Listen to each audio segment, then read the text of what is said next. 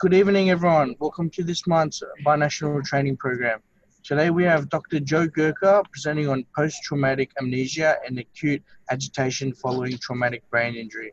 A reminder to all participants that your camera and microphone is blocked. If you do have any questions, please use the chat function and I will announce these questions at the end of Dr. Gurka's presentation. I'll now hand it over to Dr. Gurka. Thank you. Good afternoon, everybody, and thank you for your attendance, and thanks to the faculty for asking me to provide this presentation on a fairly important condition that people with traumatic brain injury suffer from and go through during their processes of recovery. What I hope to do today is talk a little bit about what post-traumatic amnesia is, why it's important, some of the clinical features of people in post-traumatic amnesia, how it is measured, and how we manage people who are going through this stage of recovery following a traumatic brain injury. I'd like to start by just giving a short case vignette to highlight, just to be able to go through a few definitional things about what retrograde, anterograde, post-traumatic amnesia, what all these terms mean. So it's a short story of Mr. Goat who leaves his work office on a Wednesday afternoon at 2 o'clock. About 15 minutes later, he's involved in a motor vehicle accident where it's reported that he loses consciousness for a period of approximately 10 minutes.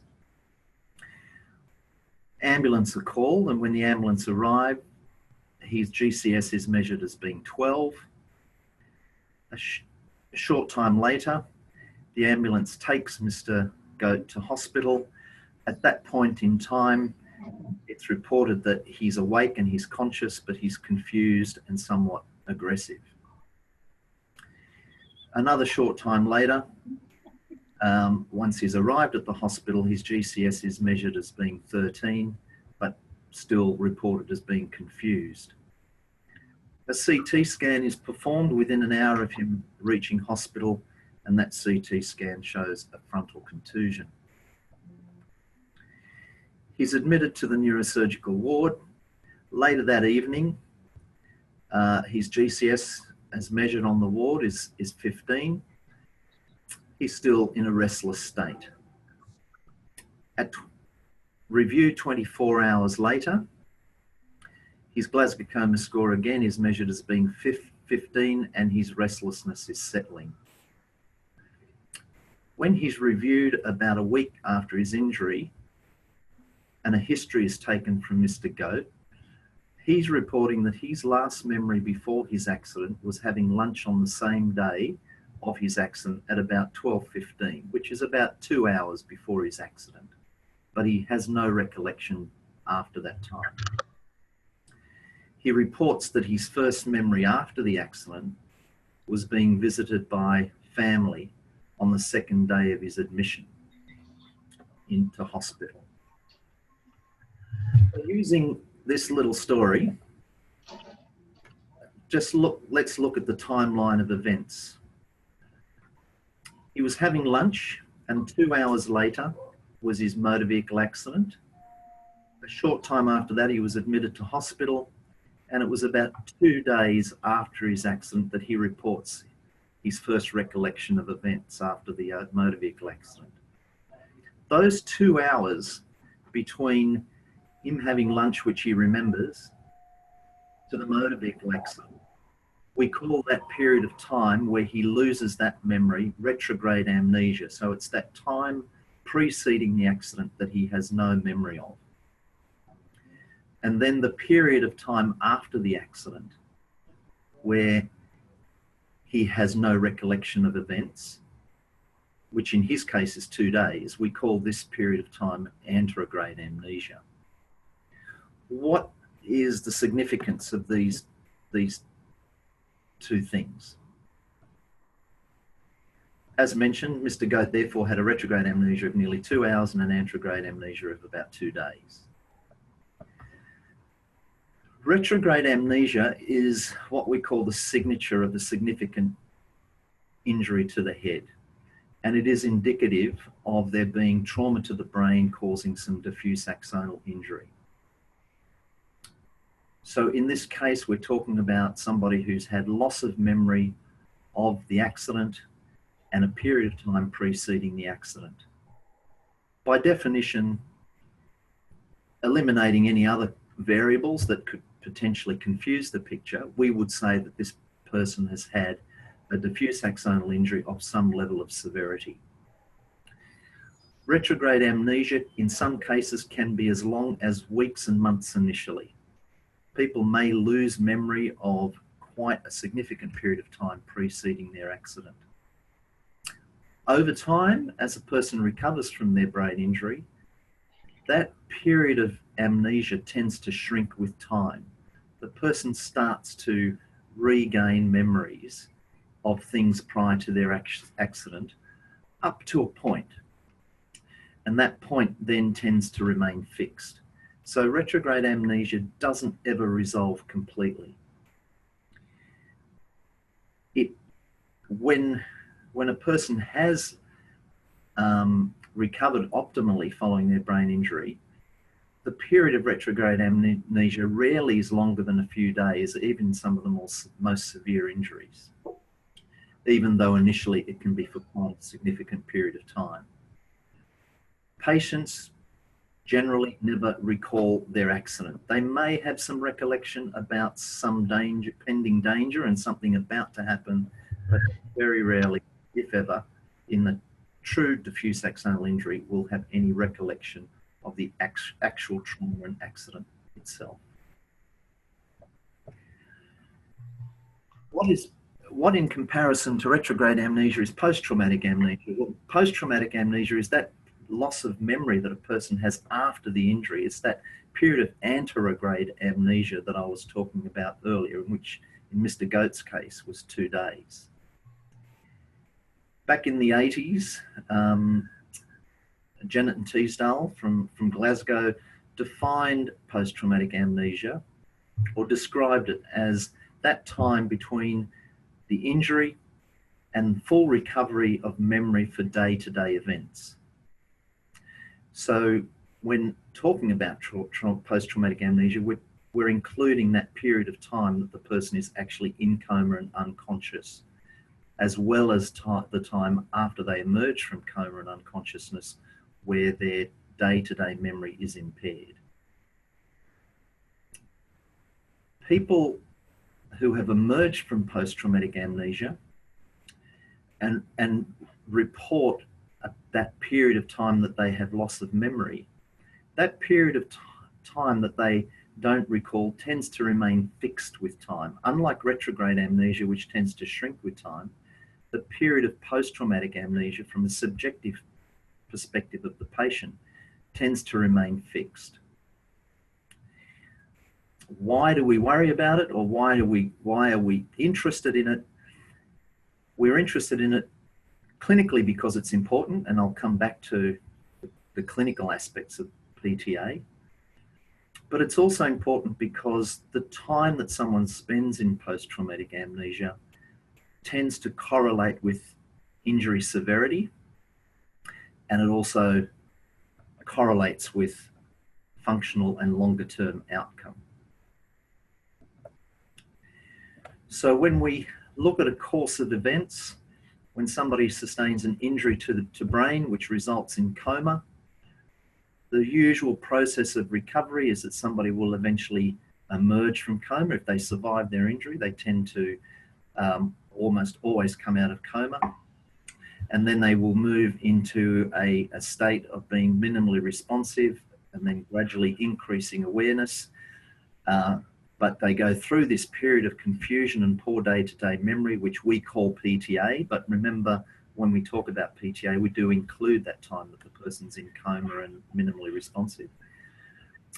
And most people, after a variable period of time, will eventually emerge from post-traumatic amnesia but be left with residual impairments as a result of their brain injury across a number of elements of brain functioning.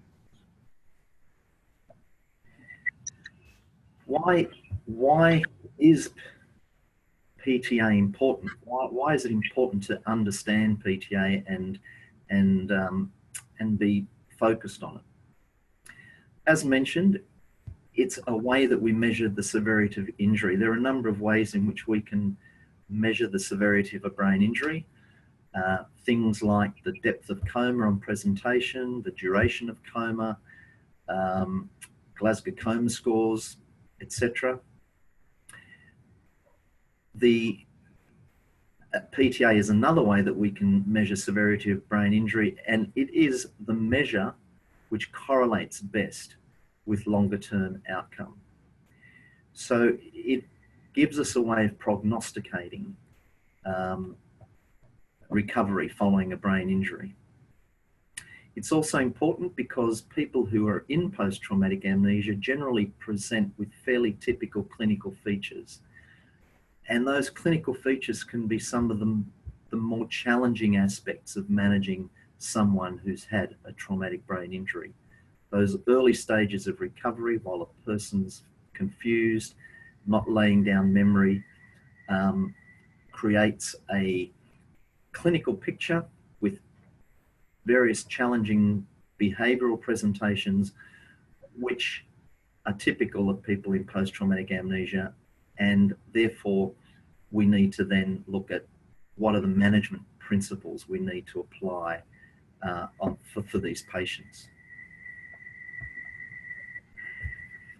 Looking at post-traumatic amnesia and outcome, there have been many studies over a long period of time, going back to the 70s and 80s and even to this day, where it's been shown that there is a relationship between post-traumatic amnesia, its duration, and the outcome of a patient. I've just listed a couple of those here, a lot of which have been replicated in more recent times. So duration of PTA has shown to be a significant predictor of discharge functional scores, whether you be using scores such as the FIM and the DRS. Prolonged periods of post-traumatic amnesia generally correlate with more extensive brain damage. There's been correlation seen between damage seen on MRIs and functional MRIs and the duration of PTA, and a relationship between the extent of neuropsychological impairment on formal assessment and the duration of PTA. There's also been a relationship shown between duration of PTA and scores patients get on community integration measures, such as looking at vocational outcome and using more formal community measures.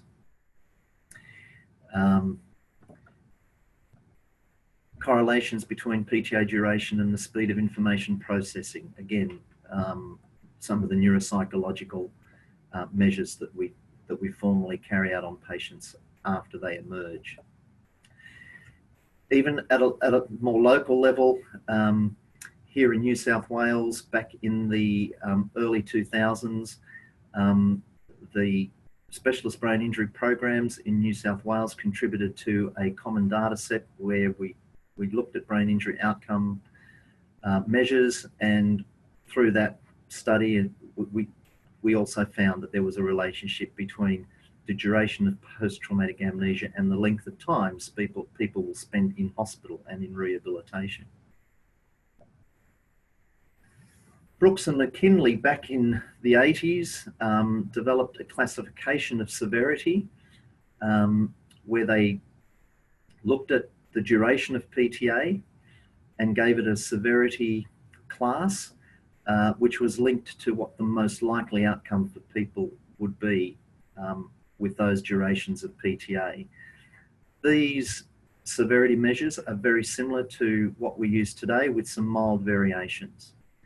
Anyone who has had a period of post-traumatic amnesia that is a day or less would be considered to have what we call a mild traumatic brain injury. If people's memory from of events returns fairly reliably in that first 24 hours, we will classify them as being a mild TBI. And the reason we do that is because we would expect those people to make a full recovery in a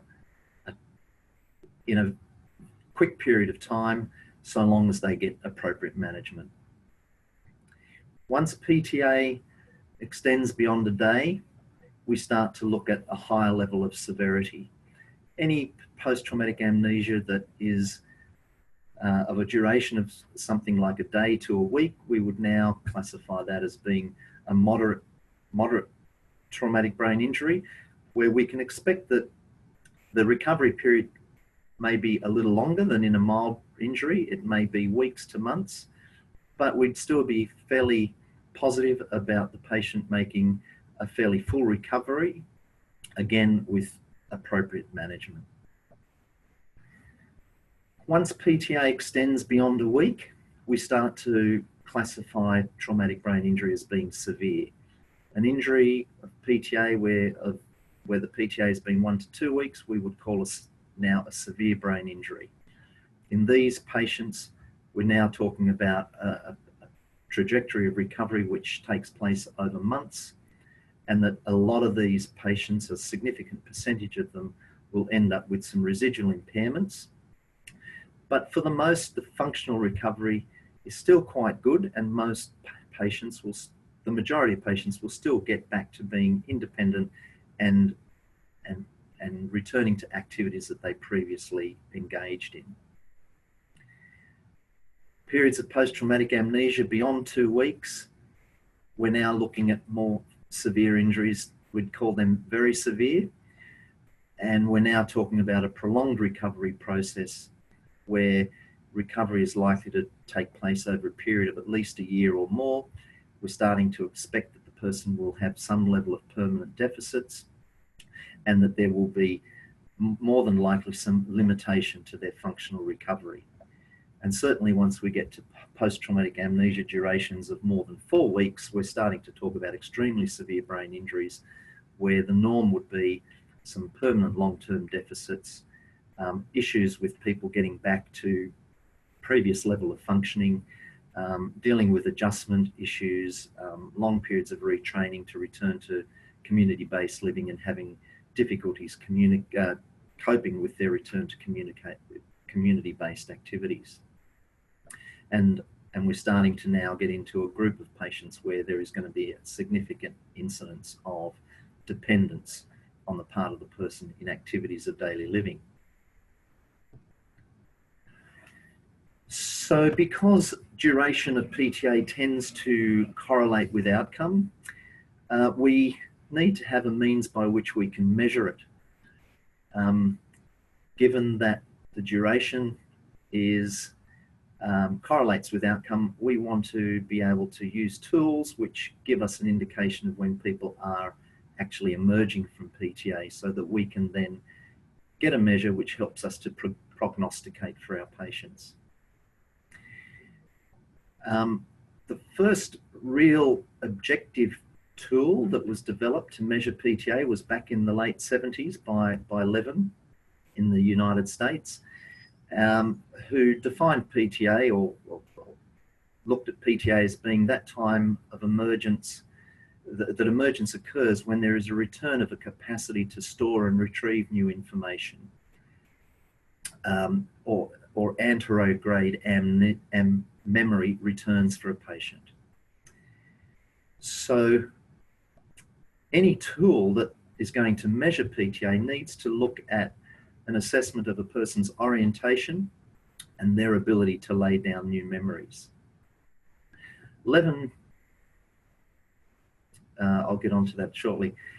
It is possible to measure PTA retrospectively, but it is a more subjective way of measuring it. So it's really done by history taking of the patient, getting an idea from the patient of when they first remembered things following their accident and when that memory started to become continuous. A lot of patients will have islands of memory at times following their accident, interrupted by gaps. It's likely that at that time they're probably still in post-traumatic amnesia, but once continuous memory starts to return, that would be when we would feel that they're probably emerging from PTA. So through history taking, it is possible to get a rough measure of PTA retrospectively. A more accurate way of getting a measure is to use tools which give us a prospective measurement. And there are a number of tools that exist which allow us to do that. The Galveston Orientation Amnesia Test, which is otherwise known as the GOAT, was a tool developed by Harvey Levin in the States back in the late 70s. You don't really need to know the detail of this slide, but essentially it's a tool where a series of questions are asked of the patients which taps into mainly their orientation, but also taps into aspects of their memory. It's a fairly complex tool in that depending on the answer that the patient gives, if they give an incorrect answer, there is a score given in terms of the level of incorrectness, and it's taken away from a score of 100. And if the person, after the administration of this tool, scores 78 or less, then they are considered to be in post-traumatic amnesia. Once they start scoring 78 or more on consecutive days, then they're considered to have emerged from post-traumatic amnesia. Whilst this test has sort of gives a pretty good measure of PTA, one of the disadvantages of it is that the complexity of which it has to be administered requires that it can really only be administered by a trained neuropsychologist and can't really be administered by anyone else, and it's a relatively time-consuming test. In more recent times, there are simpler scales that have been developed which have been shown to be valid and also been developed which don't require a neuropsychologist to administer them. So they can be administered by any health professional who has received training in administering them. Probably the most commonly used scale in Australia is the Westmead PTA scale, which was developed back in the 1980s. And it's essentially a 12-question interview style tool, which has 7 questions relating to the orientation of the patient and 5 questions which are specific to memory. When a patient scores 12 out of 12 on this scale, they're deemed to be out of PTA if they get that score on 3 consecutive days. That's just an example, that is just what the Westmead PTA scale looks like. There's 12 questions, and 3 of those memory questions relate to picture cards, which the patient is given to recall the following day. So they're given a selection of 3 pictures, which are shown on this slide. There are 9 pictures that can be picked from, and the therapist will pick out 3 for the patient to recall for the following day, and that taps into the patient's memory. It only takes a few minutes to score someone on the Westmead PTA scale. It's been validated against formal neuropsychological measures. It can be carried out by any health professional, as mentioned, that's been trained in the scale. And when somebody has emerged from PTA on this scale, it generally marks the time when we feel that people may have regained some legal decision-making and competence on the part of a patient giving consent and making choices and decisions for themselves. There have been a number of studies which have looked at the various tools and means by which we measure PTA. Retrospective assessment, as indicated, is a bit more subjective. It doesn't correlate exactly with prospective assessment. It usually tends to be a bit of an underestimate of the duration of PTA. In 2005, Robin Tate, a local researcher in brain injury, found that there was no real significant difference between the Westmead PTA scale and the Oxford PTA scale, which is also another scale that's used around some of the brain injury units in New South Wales and across Australia.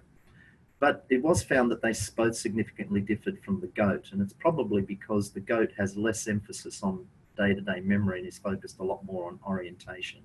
So if return of day-to-day memories is agreed to be a significant part of emerging from PTA, it's felt that the Westmead and Oxford scales are probably better measures to determine when somebody has emerged. Further research by Robin Tate has shown that whether you're using the Westmead or the Oxford scales, which are fairly similar scales, the only real difference is how the picture card presentation is really done. But it's felt that probably most patients, if not all patients, have emerged from PTA when they score their first 12, particularly once PTA reaches a month or more. So if you have somebody who their duration of PTA has been going on for quite a number of weeks, if not a month or so, and then they get their first 12, they're probably emerging from PTA or have emerged at that point. And so some of the current day practice by some programs is that once a person gets their first 12, they will stop testing and deem the person to be out of post-traumatic amnesia. So this is a slide I've shown earlier, which talks about the process of recovery from traumatic brain injury. I'd like to talk a little bit about the Ranchos Los Amigos cognitive functioning scale, which is another tool which has been used around the world and still by some programs, which looks at where a patient is in their stage of recovering from a traumatic brain injury. I'll show you the tool in a second, but this is a tool that can be applied to patients which doesn't really require the patient to cooperate with the assessment or participate. It's an observational tool, and it's a tool which looks at observing the cognitive and the behavioral responses of a patient and describing those, and then giving them a stage of recovery from brain injury as defined by the scale. It's been found to be a very useful scale because wherever a person is at in the stage of recovery, according to this scale, gives predictive information around their recovery and also assists in determining what the emphasis of a rehab program or a treatment program should be and how it should be designed at those different stages of recovery. So essentially, the Ranchos Los Amigos scale is an 8-stage scale where from level 1 to 8, where level 1 is that there is no response in the patient, progressing up to level 8, where level 8 is that the responses of the patient are very purposeful and appropriate. And in between, we have varying grades where a person moves from no responses through to very generalized responses, moving on to localized, and moving on from localized responses into a situation where the patient becomes aware, but they're confused and agitated. Agitation settles and they still remain confused but still inappropriate. Inappropriateness then improves to a level where a person becomes more appropriate but can still be confused, and then moving on to a situation where the confusion resolves and a person is maybe appropriate but a lot of their responses are more automatic, and then progressing on to being more purposeful. Why I would like to keep this scale in mind is to come back to the topic of today's talk and how this scale can be useful in defining where people are at in their stages of recovery, and particularly when they're in post-traumatic amnesia, and what then the appropriate management of people in this state are. So levels 1, 2, and 3 really are the the levels where a person is either in coma or in a minimally responsive state, or a post-acute unaware state, and at best a minimally responsive state. Once a patient emerges from that and move into levels 4, 5, and 6, 4, 5, and 6 correlate with that time where people are in this state of post-traumatic amnesia, and levels 7 and 8 would reflect when people are actually out of PTA. So I'd like to focus a little bit on levels 4 and 5. People who are in Ranchos level 4 are those people who are in a confused and agitated state. This is the time when people are just emerging out of their coma and their minimally responsive state. They're still in a heightened state of activity. They're responding to their internal confusion. Their behavioural responses are out of proportion to any stimulus that's going on within them or around them. Often it's non-purposeful. The person's still unaware of current events. Attention is extremely poor, and the person generally is unable to perform simple tasks on their own. I'm sure those of you who have been involved in looking after people with traumatic brain injury, you'll be very familiar with people that present like this in the early stages of coming out of a minimally responsive state. When they move to level 5, they're still confused and they're still inappropriate. They're a bit more alert. They may have some gross attention, but it's still very limited, in that they are still quite distractible. They're confused. Their memory from one moment to the next is still quite poor, and their responses to any external stimulation tends to be exaggerated and inappropriate. Their stimulation tolerance is generally very reduced, and they're very dependent on structure and direction in order to get through tasks and activities that they may need to. If they're mobile, they tend to wander, and a lot of their wandering can be aimless and non-purposeful. So if we look at people at this level who are essentially, as I mentioned earlier, people who are in post-traumatic amnesia, they are disorientated, they have poor memory, their attention is poor, they have poor stimulation tolerance, they're slowed in their thinking, they're very prone to becoming agitated and aggressive, and they require high levels of supervision and direction in all their daily living tasks. I'd like to try and get you all to think of people in post-traumatic amnesia and in these stages of recovery according to the Ranchos scale. I'd like you to use a paradigm where you understand that the main problem with people at this stage of recovery is their impaired cognition. And the impaired cognition is what then leads to behavioural consequences. And the reason is because when managing these patients, we need to focus our management around managing the cognitive limitations rather than targeting the behaviour in itself. Sometimes we need to do things which manage the behaviour, of course, but in terms of management principles, the important thing is to understand the impairments in cognition which are causing the behavioural consequences and target those and manage those to try and prevent the behavioural consequences in the first place. So anyone that's got poor memory and has got poor attention, is disorientated and is lowly aroused and slow in their thinking, whenever they're challenged with any task, as simple and as mundane as that will be, it will result in that person demonstrating behaviours which are typically agitated behaviour, irritable behaviour, inappropriate and wandering behaviour.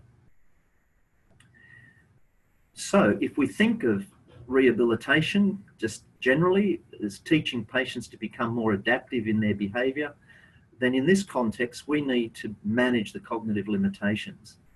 And by managing the cognitive limitations, we hope to then reduce behavioural consequences.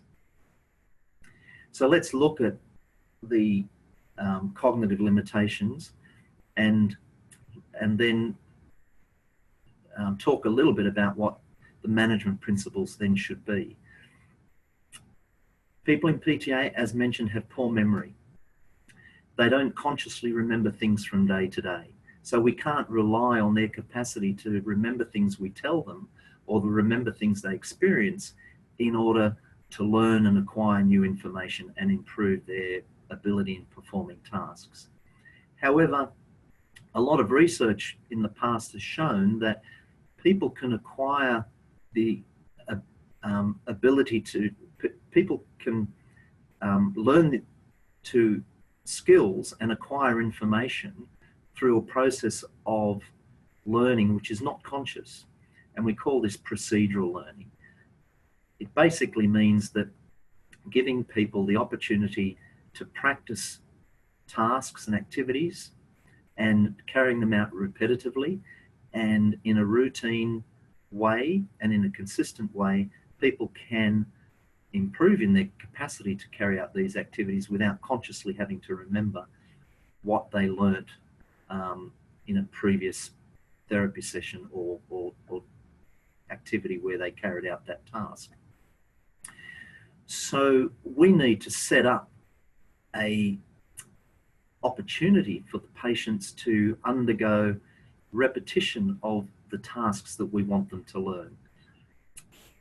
Learning through habit and learning through unconscious learning. And this means setting up a schedule for the patient where their day looks the same every day, the pattern of which they go through activities in the day is fairly consistent from day to day, and then within tasks that they perform, that there is a consistency in the structure and the routine in how they carry out those tasks. That habitual repetition lends itself to the person being able to improve in their capacity to learn. One of the other cognitive issues is impaired arousal and attention. Talked about patients at this stage of recovery having poor stimulation tolerance. People in post-traumatic amnesia or in those Ranchos levels that I described earlier, if they get overstimulated, we will see the patient get agitated, we will increase their confusion, and they'll get tired and lethargic, and their functional performance will drop off.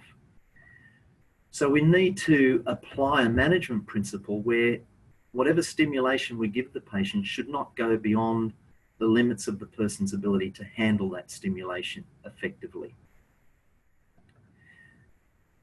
So we need to structure a person's a day such that they are not overstimulated, that there is opportunity for a patient to get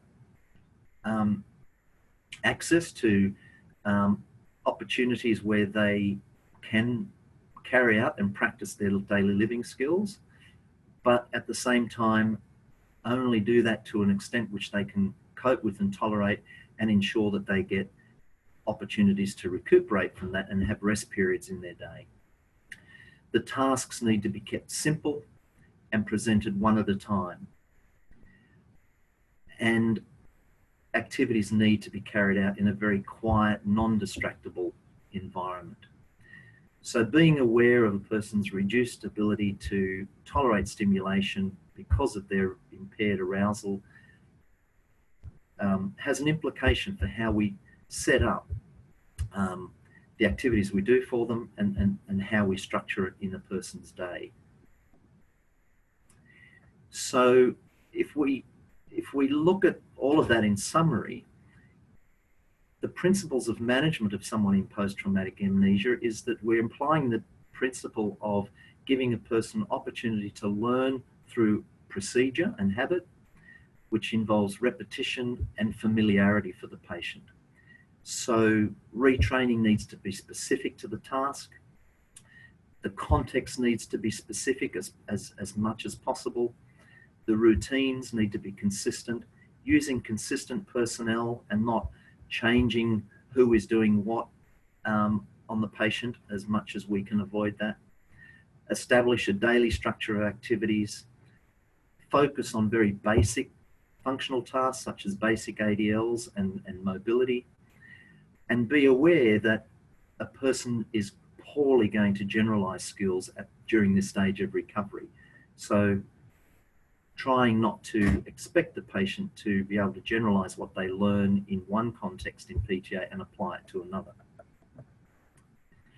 So the overall implications are that we need to, for people who are in PTA, we need to develop a consistent daily schedule for them, which is balanced with activity and rest, where the activity is basic and functional, it revolves around them, their nutrition, their hygiene, their mobility, and that it's repetitive.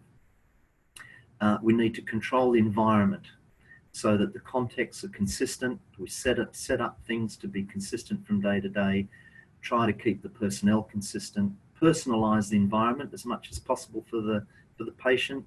So having familiar photos, music around, and controlling the stimulation so that activities and therapy occur in areas that are quiet and that the numbers of visitors that might be visiting are limited and not uncontrolled. As much as possible, we need to try to avoid restraint and sedation, because physical restraint can feed into agitation, and sedation can feed into a person's fatigue, which again feeds into a person's hypoarousal, which can then exacerbate some of the issues that we've talked about. So we're essentially talking about a structured program for a patient, which is an individualized daily schedule of activity and rest for people who are at that Ranchos level in 4 and 5. As I mentioned, activities need to be functionally relevant, never back-to-back, consistent in timing and routine, and in quiet contexts. Now, there is a role for pharmacological management in people who are in post-traumatic amnesia, and particularly if they are demonstrating some of the behavioural consequences which can't be solely managed by just managing the cognitive weaknesses. But pharmacological management needs to be looked at as only being an adjunct to all the other measures that we're using to manage people at this stage of recovery. The difficulty with pharmacological management is it doesn't manage the cause of a patient's presentation. It just helps to sort of reduce the effects of the cognitive limitations. So reduce the magnitude of some of the behavioural consequences that you see. And there's no real good one drug fits all situation. There are a number of potential drugs that we can use. There are 3 main classes of drugs, and what works for some patients may not work for others. So it does become a system of trial and error of the available drugs available to us. But the 3 main classes of drugs that are used in people who may be a bit more challenging to manage while they're in PTA are the beta blockers, the anticonvulsants, and the atypical antipsychotics. Generally, we try to avoid the benzodiazepines, mainly because they tend to be sedating, and while they may take control of an acute situation, we generally find that because of the sedative effects, once they wear off, patients can come out of this sedated state being a bit more confused and again hypoaroused, which can then trigger off some of the challenges again.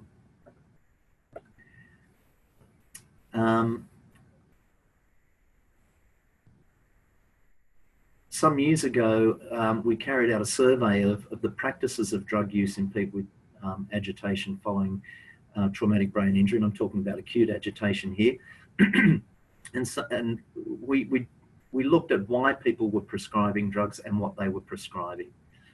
And the commonest cause was people would be placed on a drug if they felt there was a risk to the patient and to staff because of the behavioural consequences, and that the drugs were used as a way to minimise risk.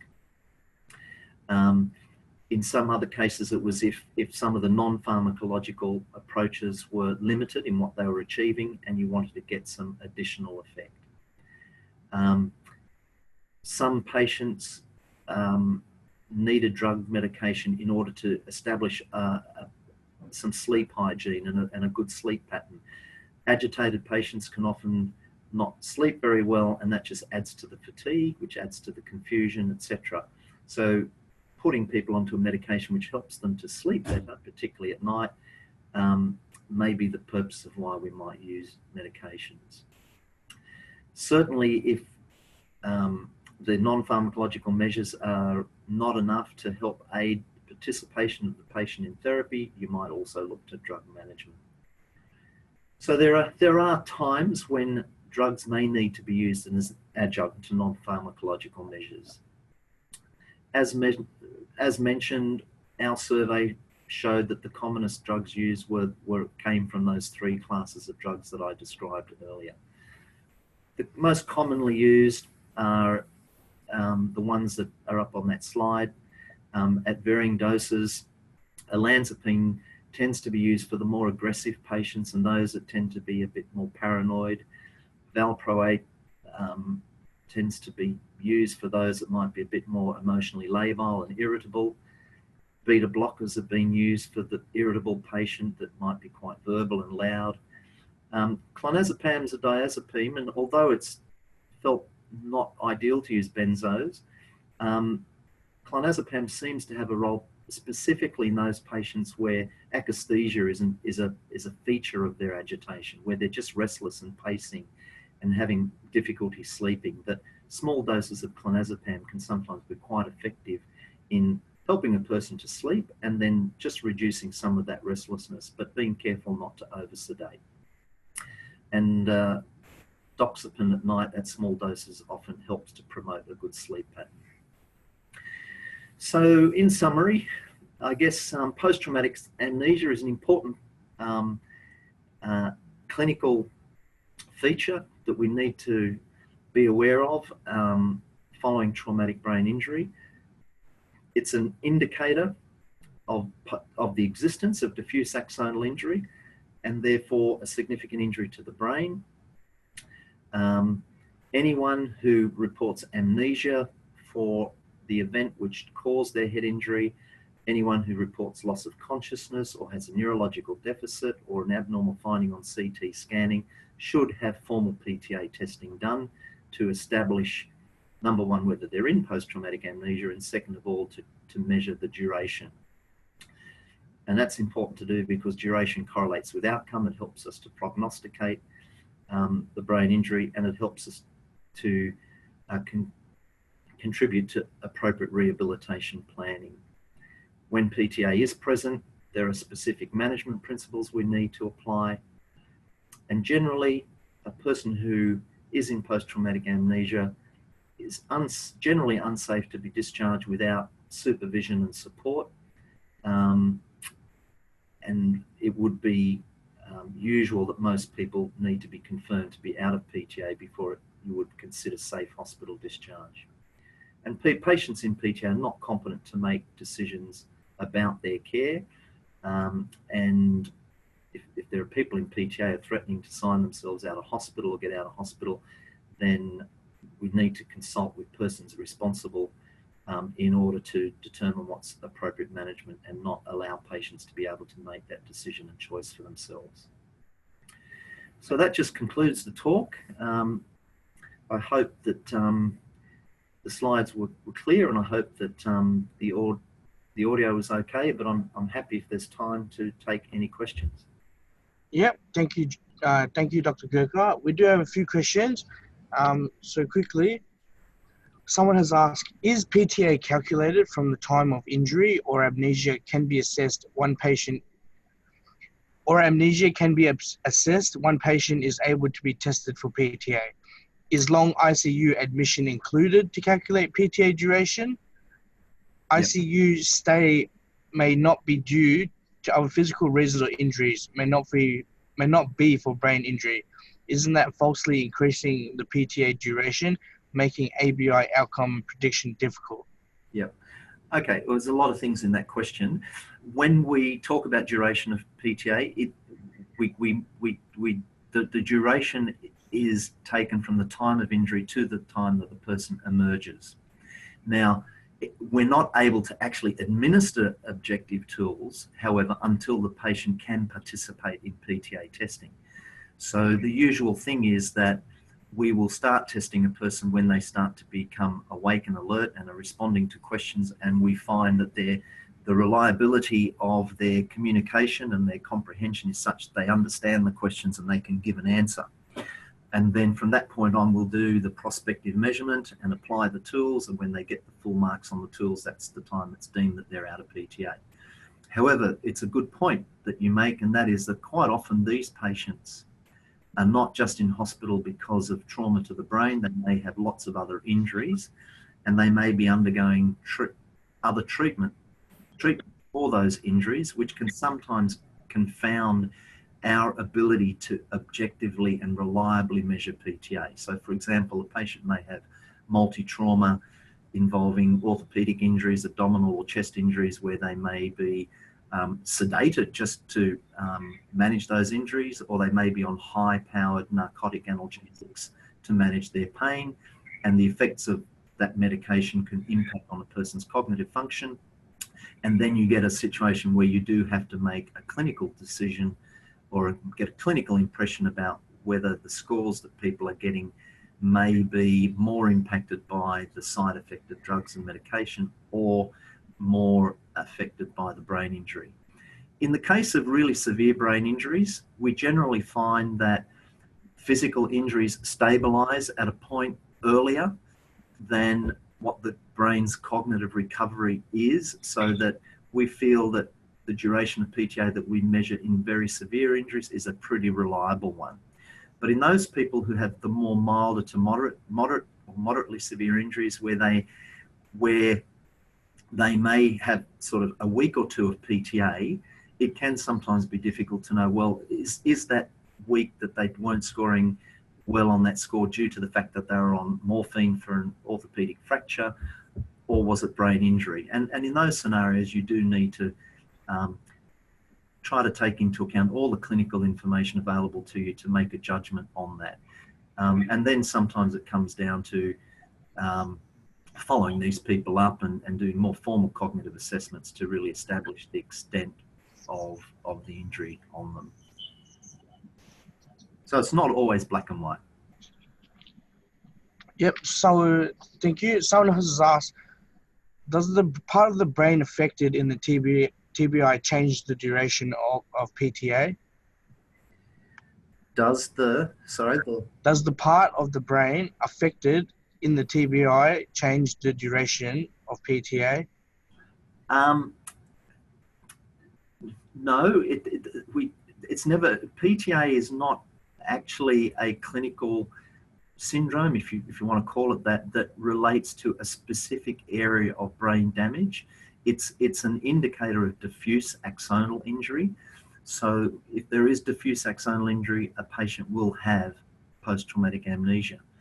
But our ability to accurately measure PTA could be impacted on by what parts of the brain could be affected. So, for example, if someone's language centers are affected by the TBI, it could impact on a person's comprehension skills, which then will impact on our capacity to apply some of our tools.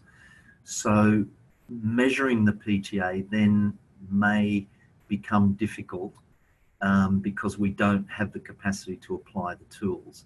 But generally, the site of damage doesn't actually doesn't actually determine the period of PTA. Someone else has asked, sorry, this question is a bit complicated. Does patient emerges out of PTA on the third day of 12 out of 12 score or first day of 12 out of 12 scores? Well, as referred to in my talk, the traditional definition of emergence for PTA is when the person has scored 3 days of 12 on 12 in a row, and once they score that, they are deemed to have been out of PTA on the day they scored that first 12.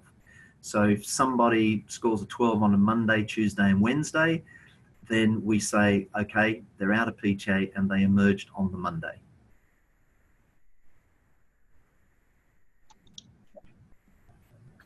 Someone else has asked, consistent personnel might be achievable with PT, OT. What about nurses as they are changing all the time? Would it be a trigger for agitation? And if so, how it could be avoided?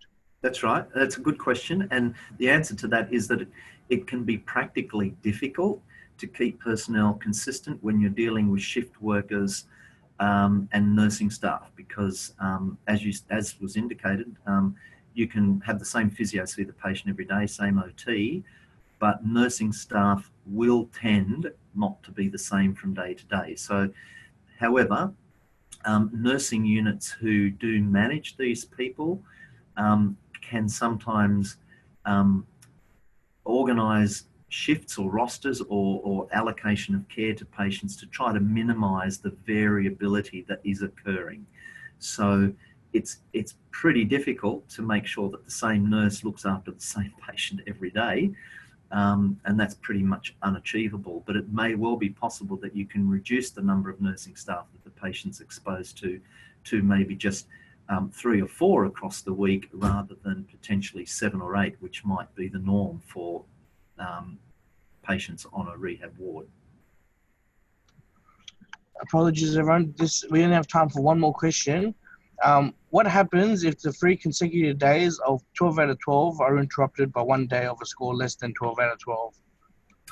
Well, by definition, the administration of these scales is such that you have to get 3 days of 12 in a row. So if someone gets 12, 12, 11, then they are not considered to be out of PTA, and then it starts again. So then if they get 12, 12, 11, 12, then you're going to be looking for another 2 days of 12 before you're going to call them out of PTA. Now, as I mentioned in the talk, that's the traditional way of applying these tools. However, recent research tends to suggest that when the PTA duration is at least of a month, certainly in patients where PTA duration has been a month, that when a patient gets their first 12, that it is now becoming practice, that we can say that that person is out of PTA on that day. So some units are already practicing that and making that common practice, and that seems reasonable according to some of the research that's been done over the last 5 years or so, and Robin Tate's research suggested that. Some units are still waiting for the full 3 days of 12. So depending on what you like to practice, I guess depends on how meticulous you are. Our general finding is that we're still practicing a way that we're looking for the patient to get the 3 12s, but we are finding that when a patient is doing something like a 12, 12, 11, 12, 11, 12, we get a neuropsych screen done on, and 99% of occasions those patients we find have actually emerged from PTA. So I think it's very reasonable that we are calling people to be out of PTA when they score their first 12, when the duration has already been a number of weeks. Okay, everyone seems to want this one question answered. So if we can briefly have this last question answered, what is the most appropriate classification for severity based on PTA, as we have come across 3 different times? Is the criteria less than 1 day mild, 1D to 1 week moderate, and more than 1 week severe? Yes. The criteria to use? Yes. Or one of the ones which call it a severe TBI if they have PTA more than 1 day? Yeah, no. I think the current practice for those of us working in the field is that we generally now are classing people as mild if it's less than a day, moderate 1 day to a week, and more than a week, you then get into the severe categories. Thank you so much, Dr. Gurka, for your wonderful presentation. And thank you, everyone, for your questions. I apologize we couldn't get through them all. Thank you. Well, thank you. I figure we're online. It's hard to tell. It looks like an afternoon of post-traumatic amnesia today.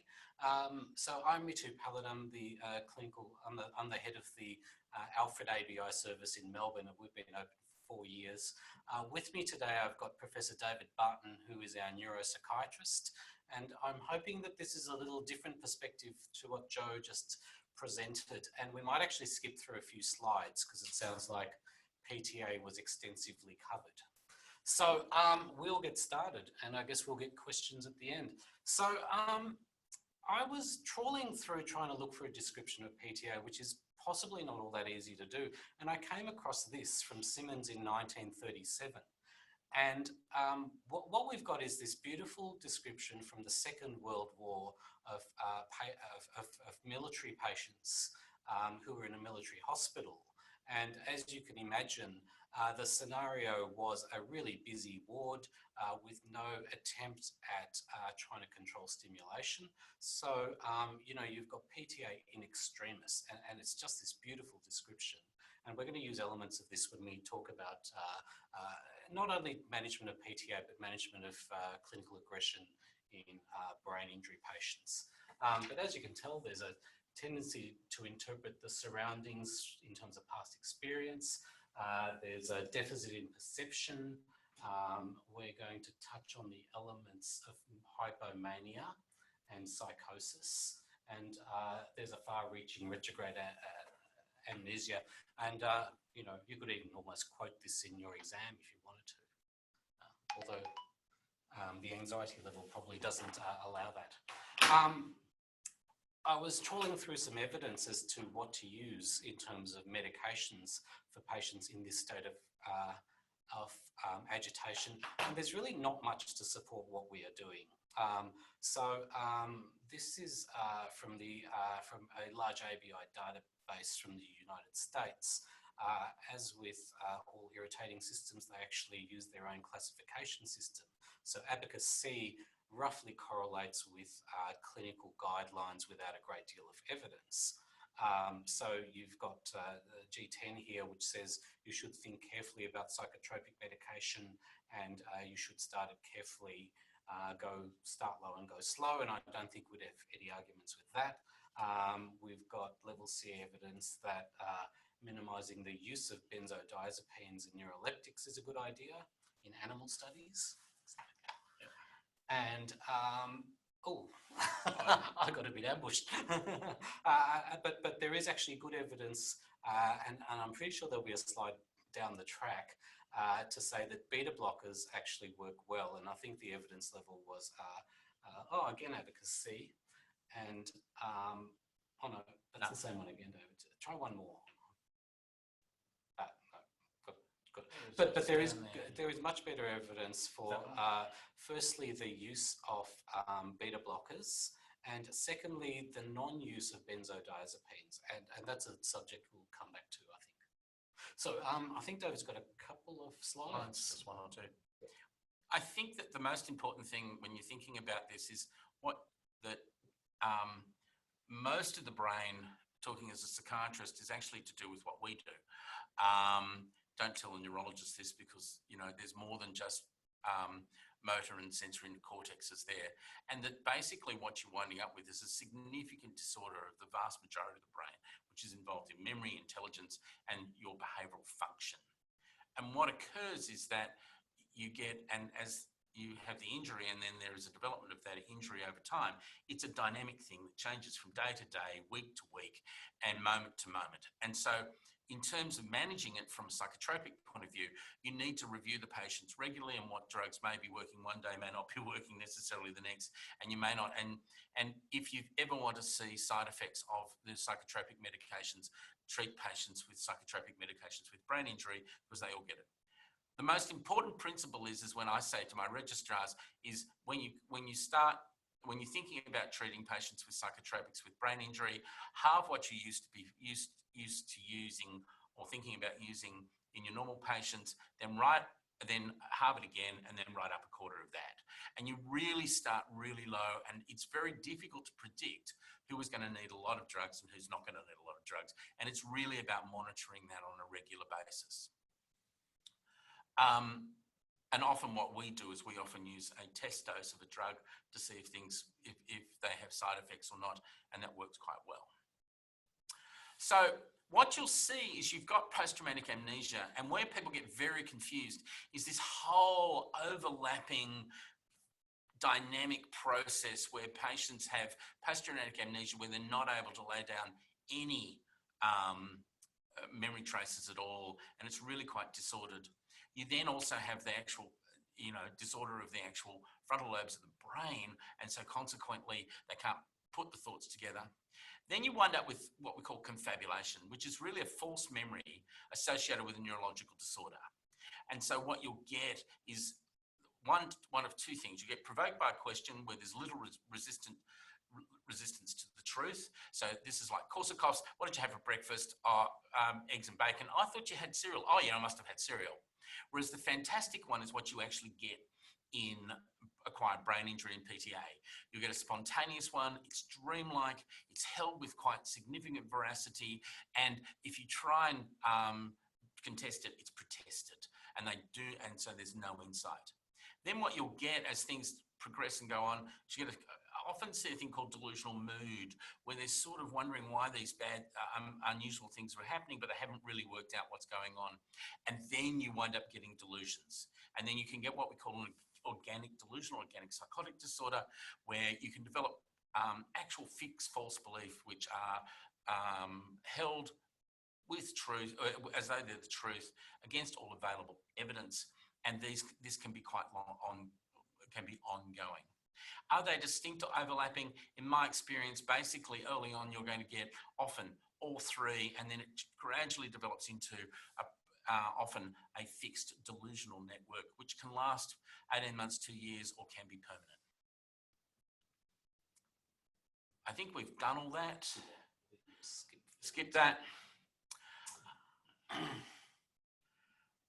So again, the post-TBI syndrome, which is probably what Mithu and I prefer, you're getting disorders in multiple areas of the brain. Because remember, it's not just where the injury is, you get the contracture, you're getting often if they're resuscitated at the scene, you get a hypoxic brain injury, and you get diffuse axonal injury. So you're getting the executive dysfunction, getting poor attention, agitation, restlessness, wandering, get a disrupted sleep-wake cycle, impulsivity, inappropriateness, and disorientation. There was a great study done that came out of the Walter Reed Hospital in the United States, where they get a lot of traumatic brain injuries. I think it was at the peak of the Gulf War, it was running at 80,000 injuries a year. And they've done some studies on sleep. And they've actually found when patients are admitted to their rehabilitation unit, they don't sleep for an average of 4 days. And, if you compound PTA with sleep deprivation and think about the irritability level, I think it's, you can imagine how high it is. The other thing is that when a nursing staff member walks past a room and says a patient is asleep, according to their data, it's about 50% right. So we generally overestimate the amount of sleep we think patients are getting after brain injury. And therefore often, if the patient says they're not sleeping, they may appear to be sleeping, but they're actually not having good quality of sleep as well. The other interesting thing is that if you think about it, if you've got the post-TBI syndrome, this is probably the worst time ever to give up smoking. And so consequently, what of course we have is our no smoking policies in our units. They're locked units, they can't get out. And so therefore you put on top of this nicotine withdrawal. And a lot of our patients, as you know, have significant drug histories, usually smoking 60 cigarettes a day. And we had one situation here where a very large 120 kilogram, well-built person with a drug history and used to smoke 60 cigarettes a day, actually held one of our nursing staff in a headlock and said unless we let him out to have a cigarette and gave him a cigarette, he'd bash the staff member's head into the door. That was confliction. There are lots of conflict there between your non-smoking and your OC health and safety policy. I elected for the OC health and safety policy in protecting the nurses and swapped the staff member for a cigarette. But I think that's the other thing we need to look at is you're also looking at patients who are not pure as the driven snow in their pre-morbid lives, and so therefore you're often getting nicotine withdrawal, alcohol withdrawal, opioid withdrawal, and the other thing that's really important is benzodiazepine withdrawal, which can take a while. I think we'll skip over this as well, because I think that's the Westmead. So really what we're trying to aim for is pretty much on that list. Is it yours? I think it's It's yours. So careful use of sedating medication we've started to talk about, and we'll clarify a bit more with some good pharmacology just in the next few slides. The low stimulus environment, which I have firm opinions about, which we'll come to. Attempts at orientation. We talk about consistent staff, and we'll come back to that as well, because as Joe was alluding to at the end of his talk, it's actually not easily possible. And encourage sleep. And the other thing is, what kind of activities do you plan for the patient ongoing? So what we'd like to do is start by presenting a case, which is a very typical case, but has a mixture of both physical, psychiatric and ABI, PTA problems. 58-year-old divorced male who's an insurance salesman, lived with a female friend, born and raised in Blackrock in Melbourne. Biological father left when he was young, has an ex-wife, 2 adult children, lived in Victoria, separated 11 years ago, but only recently divorced. And for Victoria, he had to be a good footy fan. He has a history of bipolar affective disorder.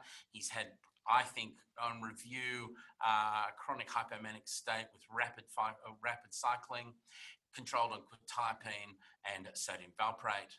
Long-standing history of substance abuse, alcohol, cocaine, drinking 20+ standard drinks a day.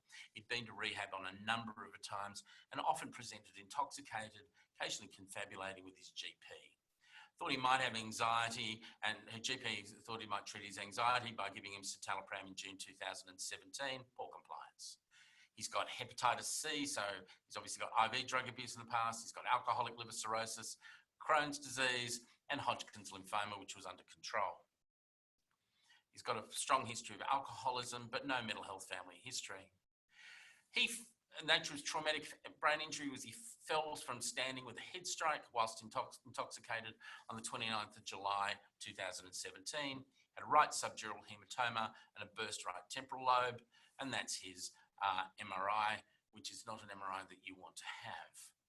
Mithu, the rehab physician, asked me to see them because he thought he was a little bit unusual and that he may have been a little bit psychotic.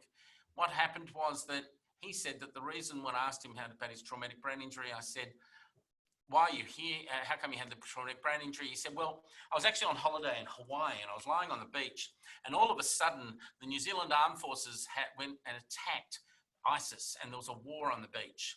And what happened then was that I ran into the water and dived under the water to get protected.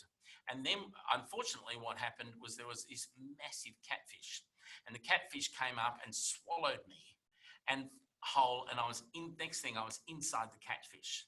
And when I was inside the catfish, I saw this throbbing dark thing, and I realized it was the catfish's heart. So I started punching the catfish's heart, and he spat me out, and then I hit a rock, and that's how come I got a head injury. So what you're seeing is a classic case of confabulation.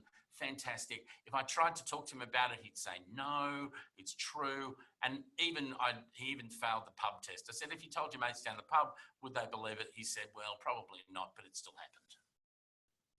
He also had a C2T1 anterior epidural hematoma, a vascular necrosis of the left hip, and a Terson syndrome. His medications were citalopram 20, valproate 400 BD, propranolol 40 milligrams TDS, and melatonin 3 milligrams Nocto when we saw him. He still was in PTA. We're really concerned about him having hepatic encephalopathy, whether it was confabulation or psychosis. I thought it was confabulation at that. He also had waving hands in front of his eyes, which was his Terson syndrome. He had normal speech, anxious, was orientated, and there'd been really collateral suggestive of years functional decline. Quetiapine had been reintroduced and increased to 62.5 milligrams, and sodium valproate 400 BD, and we saw him just after he was out of PTA. So it was a complex presentation with mania with psychotic features in context of the TBI, and there was a resolution of his hepatic encephalopathy. So what we did, because he had a rapid cycling bipolar, we stopped the citalopram because that can cause mania or rapid cycling. We ceased the quetiapine because it's got a strong cholinergic effect, and so therefore we wanted to minimize the delirium. Increased the sodium valproate and up-titrated, making sure that the liver function tests weren't abnormal and there wasn't hyperammonemic encephalopathy. I used amisulpride as an antipsychotic here because in the situation of liver failure and hepatic encephalopathy, it's renally excreted rather than all the other antipsychotics which are hepatically excreted. In order to get some good sleep, we gave him melatonin, and he managed to work his way through an acute hospital with a history of alcohol like that and not get any thiamine. So complications where he got SAADH, he hadn't had his hep C treated, so we treated that, and pain was released with buprenorphine patches. We had significant difficulties with his ammonium levels, causing confusion and drowsiness. I then stopped the sodium valproate, and this is one of the great examples of this is a tiny dose of lithium, and he had a marked tremor which impaired his physiotherapy, and so we had to stop that. He was discharged on amisulpride only. He was discharged to a SRS, globally much improved.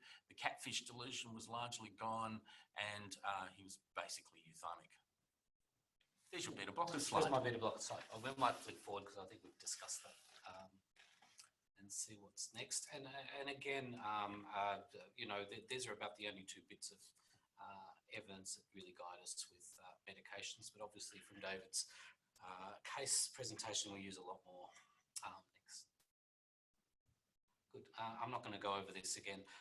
You do need to note for the exams, though. Oh, can you go back a thing? One of the other things that I think you should know is if you can't use the PTA, the Westmead scale, what do you use? And I'm going to leave this for homework. When is the Westmead scale useful? When isn't it? What are the alternatives? One of the ones you should probably look at is the O-log, and also maybe think about why the O-log is sometimes better than the Westmead scale. And there's Branchos and lots of things. So we have this concept of low stimulation for traumatic brain injury. And I think my main issue is how overcooked it is. So is it low stimulation, or is it, next button, David, sensory modulation? I think that it is, particularly in our unit, we actually have these Venetian blinds on the windows. And I like to tell the nursing staff that between 0 and 90 degrees, there's all other degrees they can use.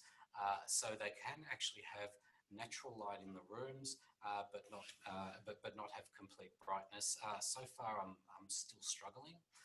But my campaign continues. And I've been supporting you in that campaign. And the problem is if you have no light or day, no Zeitgebers, that leads to increased confusion. But we can't seem to get that across. No. And, you know, I always opt for natural light. And the other thing is that with the completely disrupted sleep-wake cycle and the fact that we know that apart from everything else, there's going to be issues with melatonin release, you know, encouraging a sleep-wake cycle is one of the things we absolutely have to do in our brain injury units.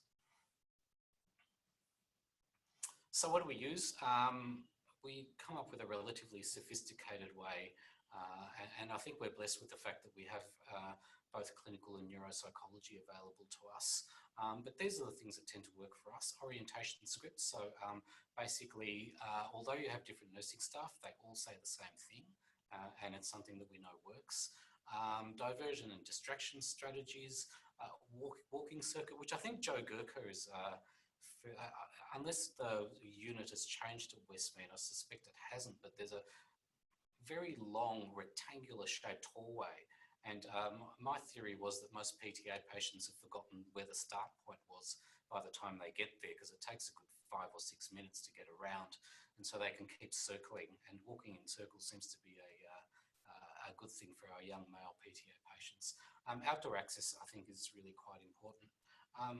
There's a concept of ABC charting, which is basically the fundamentals of behaviour management. So basically what that means is you look for antecedent causes, which is what the A is. You describe the actual behaviour, and you look at the consequences of the behaviour, and then you start to modify that. And keeping in mind that you will only be able to modify one behaviour at a time. So with patients with complex behaviours, you've got to target the one that you want, that is most intrusive, distressing, or important to the patient to actually manage. Engaging family and friends, we do find the family get really over fatigued, and if we can give them some guidelines as to what we're doing, it is really useful. We still run second weekly, very brief family meetings with families that last for about 10 minutes to check what they're doing and that everyone is on board. The television is a vexatious issue to me because there's a mantra that it shouldn't be used. The mantra is now over 20 years old. To me, it probably reflects cathode ray tube televisions because the ones we have now don't flicker. And again, with regards to thinking about sensory modulation rather than understimulation, there are some patients who settle well with a TV on. So I think it's something that shouldn't be verboten, it should actually be tested. And I find if young guys escalate out of control, feeding them is often a lot better than antipsychotics. It's the Tamagochi Syndrome. If you remember the Tamagotchis, you've got to feed them, rest them, and look after their basic needs because often these guys forget what they're supposed to be doing. This is a nice paper that was published out of Joe Gurka's unit at Westmead by Melissa Knott, which is worth looking up, and it's only a single paper, but it seems to work. And what it basically says, I'm sure you're taking photos of it, is that a better marker than actual Westmead scores of whether a patient is coming out of PTA is actually frequency of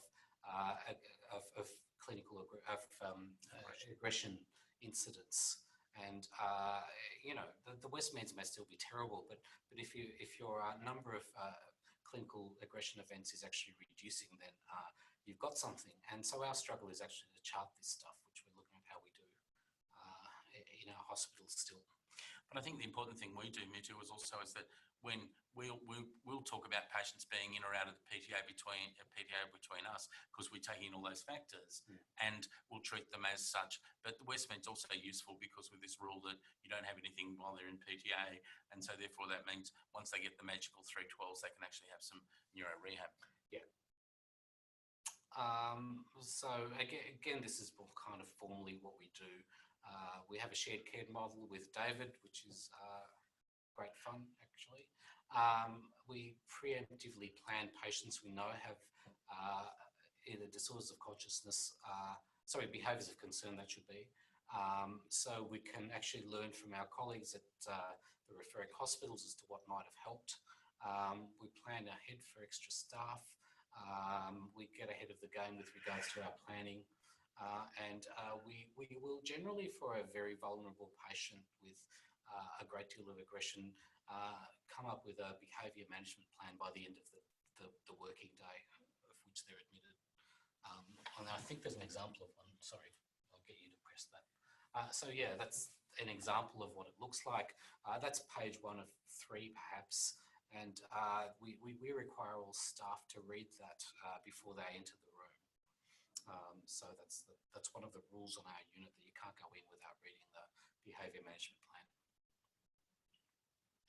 Ooh, I've gone back. I was just going to say, the thing from my point of view that's really good is that we have an embedded model where psychiatry is part of the team. There's no real referrals. We talk about every patient in the unit.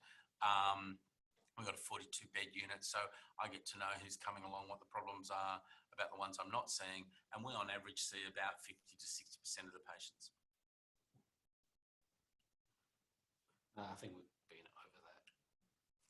Oh, this is my slide. So I had a patient who was in a prolonged post-traumatic amnesia, and I think we got to the 8-week mark. I was feeling fairly comfortable that this was prolonged PTA because the patient had a craniectomy, rather a large one. And at the Alfred Hospital, they've actually published evidence that routine decompression craniectomies in traumatic brain injury patients doesn't really change the outcome, except for patients who would have died become very disabled survivors. So that's had a worldwide influence in terms of seeing craniectomies. And this patient had one done for drainage of traumatic subdural, and they couldn't get the bone back on because of the amount of swelling. But what that actually shows, particularly on the left side in the lateral ventricle, is this patient has concurrent hydrocephalus as well as a craniectomy. And as soon as this was redressed with a shunt, the patient improved quite significantly. So, you know, this was a bit of a lesson for me because I'd assumed that you don't get hydrocephalus with craniate to be that big, but it is actually possible. So we'd like you to reflect on this drug chart, and we're going to start to talk about our pharmacology, but just to run through it, this would be a typical brain-injured patient, and I won't make any comment on the name. He's arrived on a combination of haloperidol, 5 milligrams 4-hourly PRN, which he's been getting pretty much on the clock, Clonazepam, half a milligram QID, Quetiapine at a relatively decent dose, and our favourite drug, Chlorpromazine, which I'm glad to say we don't see very much of. And on the other side, he's on some levetiracetam, Keppra, the anti-epileptic of choice for neurosurgical units, whether patients have seizures or not, diazepam in an attempt to control behaviour, and also carbamazepine. So we're going to, if you keep that in mind, we will have a little discussion about all of these drugs.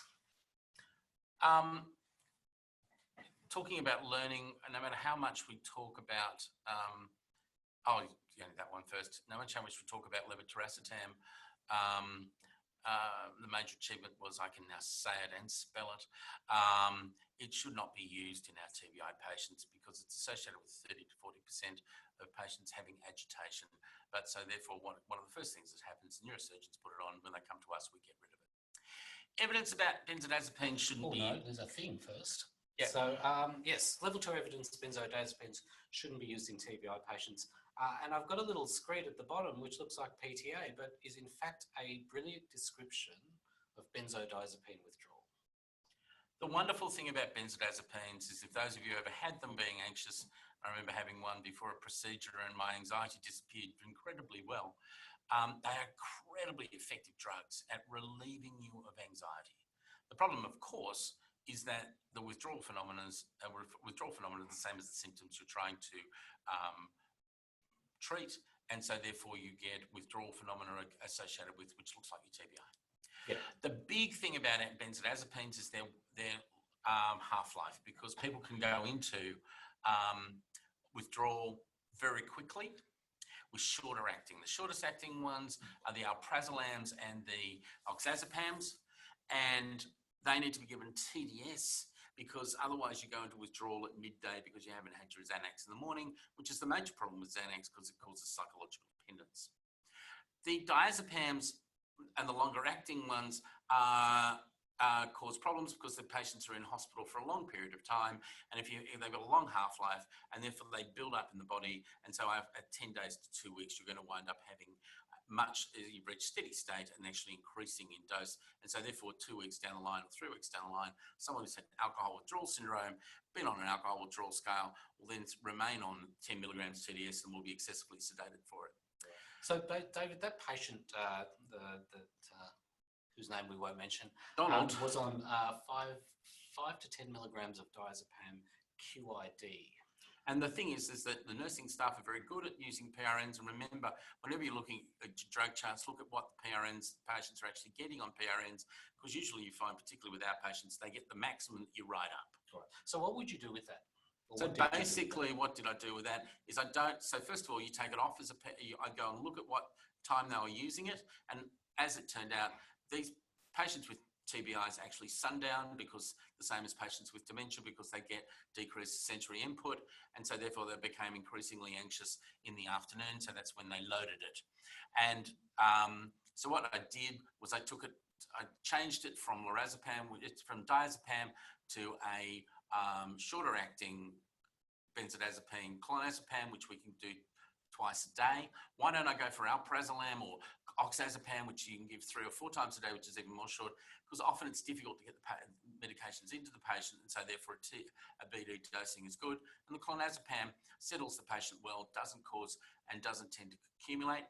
But then what we needed to do is, because the patient had been on a benzodiazepine for greater than 2 weeks, we needed to you gave the equivalent dose of the diazepam he was giving, and then gradually reduce the clonazepam slowly by about 0.25 to 0.5 milligrams a week. And people take the benzodiazepines off too fast, and people go into benzodiazepine withdrawal. And also only use one. Please don't write up clonazepam and tamazepam for them to sleep. There's no rationale for that. Have I just... Yeah, there's the half-lives. Oh, sorry, did you want that back? No, it's fine. I might leave this one to you, David. Carbamazepine is a drug that we use fairly frequently in brain injury, but we do have some reservations in this day and age. And those of you who have ever looked after a patient with Stevens-Johnson syndrome that you've caused, you'll never forget it. And a friend of mine had toxic epidermal necrolysis secondary to a drug interaction recently.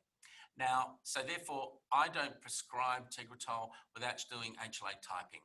Now, if the patient has HLA typing, which is low risk, it doesn't mean they can't get Stevens-Johnson syndrome, but if they have high risk, then they need to have, then you don't use Tegretol, probably lamotrigine as well in this situation. So they've got high risk. Who are the high risk? Basically, I say, I think anybody who was born east of has a genetic origin east of the Ural Mountains in Russia should have it. So that includes Indians, Asians, South Asians, East Asians should have that. There's lots of controversy about whether it should be done in Europeans or Africans, but my view is that if it was me, it's only about $150. I prefer to know than not know. And if you think of the cost of Stevens-Johnson syndrome, if they wind up in intensive care for weeks on end, let alone the distress to the patient, it's worth it. We've had two patients now, both Asian, three patients now, two Asians, one Iranian, who were found to have very high likelihood of having Stevens-Johnson syndrome. Absolutely, and you've got to remember using this drug off-label, so you're in no way protected using it in behaviour management. And Tegretol has lots of side effects. I've been using it now for 35 years, and I've had, I think, every hepatic, hematological, and cardiac side effect with it. So it is one of those drugs which you have to be careful of. Now, this is antipsychotic choice. Now, basically, the less potent drugs, that means the higher dosage you need, like chlorpromazines where you need 500 to 1,000 milligrams. They have the following side effect profile. They're anticholinergic, so therefore you can get a confusional state secondary just to the anticholinergic drugs that you're using from a psychotropic point of view. They're sedating. They lower the seizure threshold in a patient group who already have a predisposition to epilepsy. They cause delirium, they cause postural hypotension, which increases it as a falls risk. So therefore you can gather, I'm not a fan. Anytime I see chlorpromazine on a sheet, I just get rid of it. And because it's really quite toxic in this group of patients. I also get rid of quetiapine, and I will use olanzapine for its sedating because it's well, I am tab and a wafer, but if I'm wanting, sometimes you turn around and you've got a problem here where if you want a sedating drug and it's really acute, we'll use lorazepam, but you want to avoid benzodiazepines in this group of patients. So we'll often tolerate the cholinergic side effects with olanzapine just to give us sedation when we don't want to use a benzodiazepine. If, however, my favourite drug are the more high potency ones, and use a lot of risperidone in this patient group. Again, start really low. Look at the Parkinsonian features, dystonia, EPS, difficulty swallowing, and I walk all my patients. Ones who can walk, I walk them as much as I possibly can, get an understanding of their baseline gait, because often they have gait disorders from their brain injury, frontal lobe, they get a frontal lobe gait, get an understanding of that, and you'll be able to see the subtle things that occur before them. Yeah. And I think if you're going to use antipsychotics, it's worth becoming quite familiar with what EPS looks like. And there's lots of ways to find out. There was a great series of videos as a learning course on YouTube that I found, David, and I think seeing it really is the way to go. So I think it's probably something you need to do before you start to prescribe this stuff. Remember, you can get truncal dystonias, you can get a pisthiotonus, and it's so it can be, people can look like, you know, quite bizarre and look like they're psychotic when actually it's a dystonic reaction. So we're getting to the end, which is nice. So it's all about the timing, really, and I think timing is really important. So the bit, don't confuse yourself. Really, if you've started 2 medications for sedation and you don't get the expected effect that you want, or the patient gets worse, you're not actually going to know which of the 2 things you did actually was the problem. So really, I think you should always modify 1 drug at a time and be careful about how you do it and be able to measure what the effect is. Consider the time to onset. My major question when I'm dealing with agitation is, when is this happening? Because essentially all of these drugs take a couple of hours to reach peak effect. So giving someone a dose of olanzapine or risperidone in response to a behaviour is probably going to sort out the problem in about 2 or 3 or 4 hours. It's probably going to make the nursing staff feel that they've done something, but you're kind of better off trying to get ahead of the game if you can. And again, use medications with the best evidence first. So I'll always start with beta blockers and some kind of anti-epileptic, usually sodium valproate, although, you know, we have reservations about everything. Know the pharmacokinetics, which is what we've been discussing. And you need to know that the medications are not going to work in isolation. It's a really human endeavour to de-escalate the patients. Most of the best strategies are non-pharmacological, which is why we put so much effort into analysing patients' behaviours and looking at timing. And you often have to really tap into all your assertiveness training and remember that work out what you're treating. Are you treating a behaviour of the patient, or are you treating the nursing staff's agitation or concern about the patient? And often that can be just because they're an unfamiliar patient. Like I had a patient who was admitted, had classic chronic schizophrenia. Putting that patient into one of our wards is a very different experience for our nursing staff, and they were using antipsychotics to actually deal with what is basically a chronic schizophrenic patient and their normal behaviour.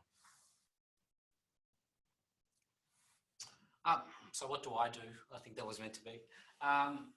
So basically, again, this is not rocket science, and I think it's been covered in the 2 talks. So the management of PTA agitation is interdisciplinary, which means it actually involves the patient and their families.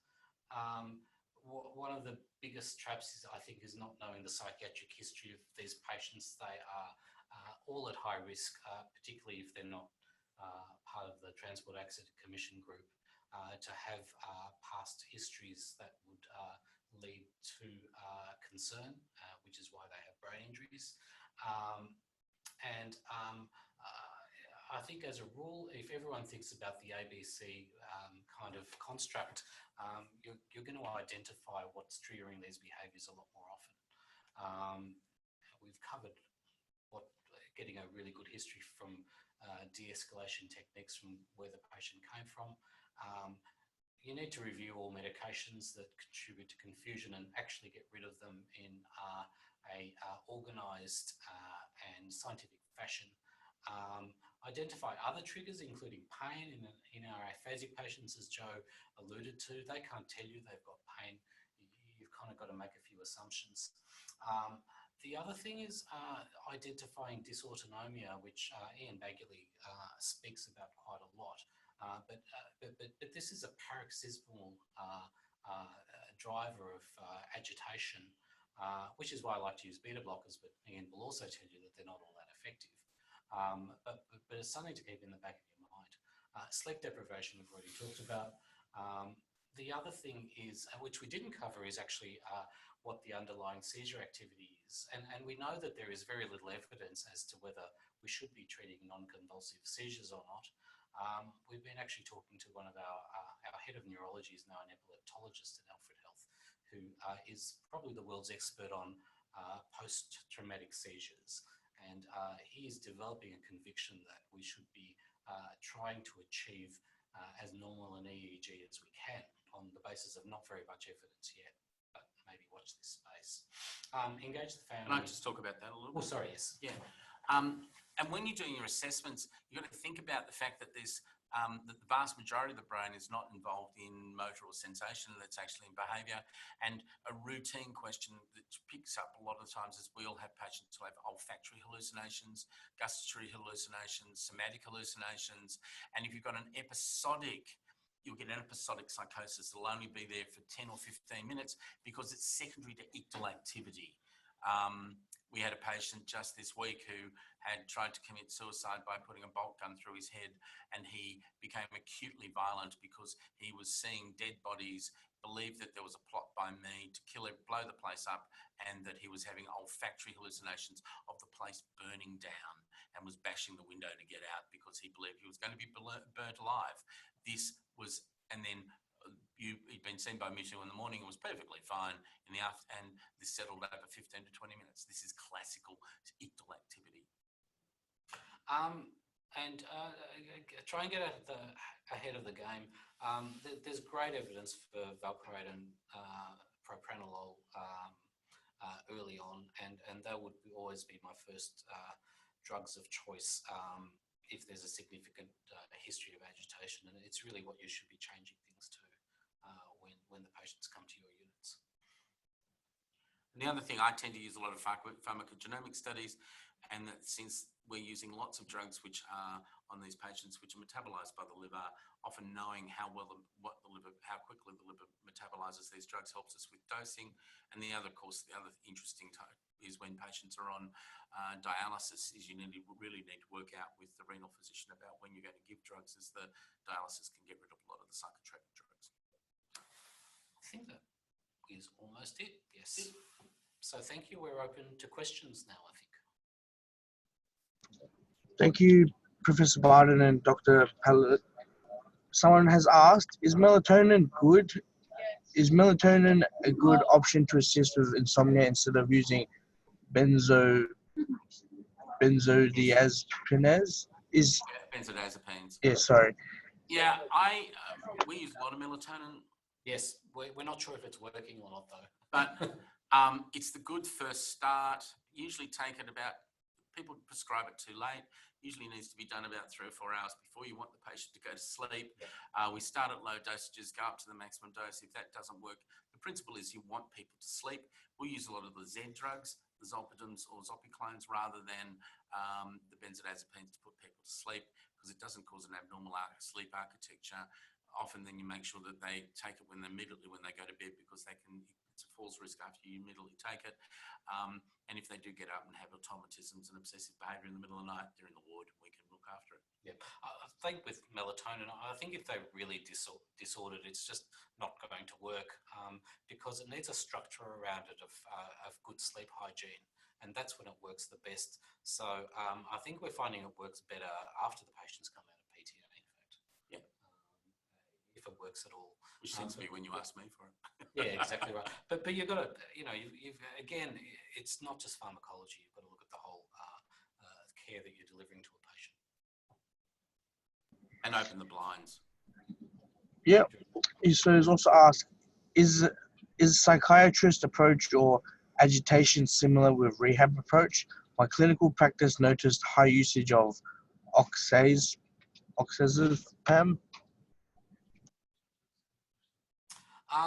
Well, I think that the thing that Dave and I bang on about quite a lot is the fact that that brain injury is really an unfamiliar territory to most psychiatrists. And the reason David took this job and is still here is because these patients are fascinating. There's no evidence behind what we really should be doing with them. And you're kind of treading water. The other thing psychiatrists don't really like is organic disorders, which is what this is. Essentially, the experience in psychiatry isn't really there, and they do reach for. And there's, as you can gather, there's only about 20 neuropsychiatrists in the country. So it's much more attractive to sit in your outpatient office and do psychotherapy for psychiatrists. And to make it clear, we would only use benzodiazepines absolutely last line. We've pretty much exhausted everything else if we're using them. And if we do use them, we usually use a very small test dose, see if there's paradoxical disinhibition. And then the reason we don't use oxazepam is because you need to give it 3 or 4 times a day because it's got such a very short half-life. And that's really hard to manage, particularly in behaviourally disturbed patients who don't want to take the pills anyway. Someone has asked, is doxapine an alternative for melatonin? No. No. So No. any of the tetracyclics and tricyclics are very strongly contraindicated in traumatic brain injury. Do not use it, shouldn't use it. As far as I'm concerned, tricyclic antidepressants should be only prescribed by professors of psychiatry.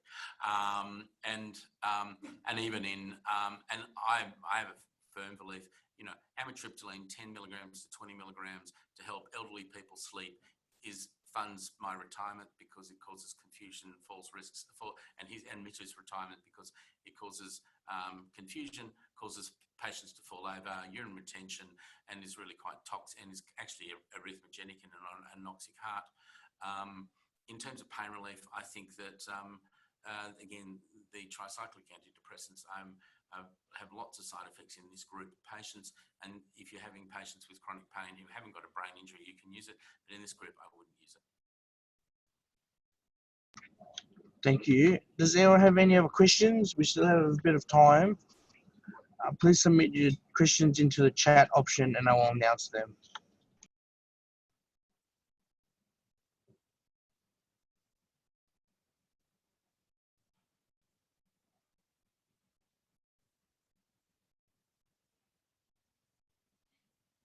I suppose just to talk while we're waiting, talk about benzodiazepines. I noticed that Joe had up to 6 milligrams of clonazepam being used.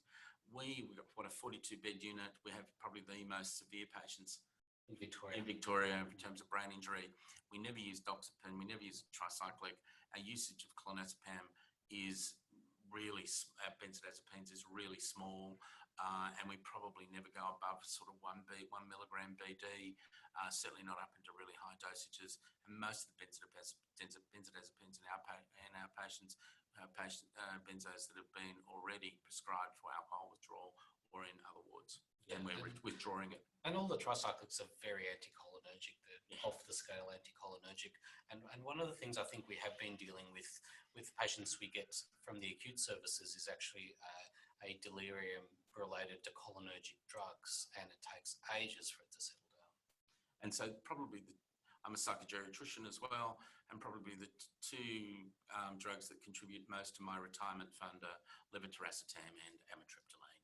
Because it's very easy money to come along and say, please take them off, and the patient will get a lot better. Yep. Someone else has asked, what doses of propranolol do you normally get up to? So this is an interesting one, actually, because the half-life of propranolol is only about 6 hours. And mostly what I used to do was BD dosing, but it doesn't really work. So TDS dosing is better, and I'd always start it. 5 milligrams is actually half a tablet, and that's where I'd start, and I'd gradually build it up. And I've kind of noticed empirically that patients with tachycardia actually respond quite well with regards to agitation as well. So, you'd always look at that as a dose. The other thing that maybe we didn't put in is that it is worth getting an ECG on your patient. The number of patients we've had with a prolonged QTC interval is not inconsiderable, and that affects the use of a lot of antipsychotic medication, although propranolol isn't actually one of the drugs that prolongs QTC. And the important thing about QTC is it's not the particular drug you use, it's usually the combination of drugs which causes people to be more predisposed to sulfapines. Yeah, which is not what you want at 3 a.m. in the morning with a HMO2, trying to zap someone out of it. So I would use 5 milligrams TDS or QID. I don't think I've used that much more than 20 milligrams QID that I remember. This is one thing I've learned off Mithu. I was in a district hospital and we had a patient with an autoimmune encephalitis, acute presentation, destroying their intensive care, and she had a heart rate of 180. And so with the combination of beta blockade, some IVIG, and a judicious dose of only 0.5 milligrams BD risperidone, when I came back up in the afternoon, I was the guru who'd solved all the problems for the day. It was a profound change in her behaviour, because the problem with autoimmune encephalitis, of course, is that antipsychotropics don't work because your NMDA receptors are inflamed. Or you don't have any. Yeah. And so consequently, that's a real problem. But that, I think the most profound thing to change the behaviour there was stopping the really significant autonomic outflow in a 35-year-old woman with a heart rate of 180. Yep. So we do have a few more questions. We'll try to get through all of them. Any proper guidelines available in managing behavioral issues in traumatic brain injury? Seems like the management is based on clinical experience, continuing depending on individual patient. Yeah, you can't use a textbook on this. You've got to look at the patients and you've got to measure your responses. I think we're guided a bit, mostly we're guided by medication safety. We're guided a lot by past history and really what's happened to the patients. But you've just got to be always aware that you can't stop thinking about what diagnosis the patient might have. And I think if there's one lesson for me, as evidenced by that CT scan of the patient with hydrocephalus, is don't be complacent about a patient in PTA. Firstly, they're very dysautonomic, which means that they're going to respond unpredictably to drugs. And secondly, it doesn't mean there's nothing else going on to cause what is essentially a delirium. Yeah, and pharmacokinetics as well. The whole thing around ABI for me is a bit like, I remember I'm old enough now to remember the first cases of AIDS that occurred, and we had no idea, no evidence, no nothing. And all you did is you just go back to basic physiology and basic first principles and treat that from first principles. And if you do that, you don't go wrong. Yeah, and don't forget to think about the patients. I mean, my problem with protocols is that, you know, when the patients don't meet the protocols, that's when we need to get really active and be really good physicians. And that makes it interesting. Thank you. Another question. What would you recommend or caution against with regard to pain management in patients with ABI? Role for patches, PRN medication. I kind of get this a bit. So the first, trauma, you've got to use opioids. I'd be somewhat careful about the long-acting forms of opioids. I think I just don't like using fentanyl. My drug of choice would either be frequent short-acting endone or morphine to begin with, and maybe move on to longer-acting drugs if I have to. But the other thing is, you know, how much of this is actually centrally mediated pain. So we do use a lot of pregabalin on the unit on suspicion. Particularly, and the other great thing to do is to actually look at the patient's scans, because if they've got anything that is got any kind of thalamic representation in terms of lesions, then you've got to be actively thinking about it. And don't forget about complex regional pain syndrome type 2. It's not all that uncommon that you won't see it if you've been working in ABI for 2 years. And also about periarticular ossification when significant joints aren't moving. The thing that got past the keeper with us at one point was a patient who had severe pain and contractures and ended up having polyarticular gout. And the combination of a pain-driven spasticity basically meant that by the time we had worked it out, and the fact that it took him 3 months to get to us, he pretty much had contractures that couldn't be redeemed. And you know, my suspicion is that it was pain-driven. So again, you need to make a diagnosis. Thank you. 2 more questions. Can you expand on the use of Keppra in TBI? The problem with Keppra is about 30 to 40% of patients, it causes anxiety, agitation, doesn't cause psychosis, but and just contributes significantly to the aggressive behaviour that you need to manage. So basically what we do is it's on, for prophylaxis, we then basically swap it over to start the patient on sodium valproate, get that up to a therapeutic level, and then decrease the Keppra. Yeah, the beauty of Keppra for neurosurgeons is there's an IV form as well as an oral form, so you can go from one to the other. It doesn't require levels, you just dose it on weight or whatever. But the problems at the other end, and there are practical ones, including the fact that if a patient actually hasn't had seizures, which a lot of the time is what you're getting, you're trying to send them out on a drug that's really expensive because they can't actually get it under the PBS scheme. And even if they have had a seizure, you're mandated to try something else first. It's a second-line drug just to get approval for it. So essentially, most of my patients can't afford to pay privately for Keppra. given where they come from, so they're not likely to take it. The second thing is that, you know, I'm always in favour of using drugs that do two things. So I know valproate and sometimes carbamazepine are actually great anti-epileptics, but they're also going to control the behaviour. So we would generally swap patients over. I think we have the advantage of good ability to consult well with neurology and neurosurgery, but I don't think we've ever come across a situation where a patient without seizure prophylaxis has had a neurosurgeon, without seizures has had a neurosurgeon insist that they stay on Keppra. They're all happy with what we want to do. We've got fairly benign neurosurgeons, I'll point out. The patients with seizure are a different kettle of fish, and I think that's a whole different topic, but sometimes you have to use Keppra because nothing else works. Yep, and the final question, is there any role in the use of clonazepam for sleep sedation, used quite a bit in pediatrics? I don't know. I try and get rid of clonazepam because it seems to be very pervasive. I'm not happy about the fact it's a centrally acting alpha agonist, so I'm not exactly sure what it does. As far as I know, it's not particularly good for modulating dysautonomia. In my private practice, getting rid of it has never made any difference to anyone who had pain, and it confuses me, so I'm actually getting rid of it pending better trials because I haven't seen anything that convinces me to use it. And it's relatively short acting, and so consequently you're better off putting people on a real antihypertensive if you want to actually control that. And my view is whenever I've taken away, either no change or they feel a bit better.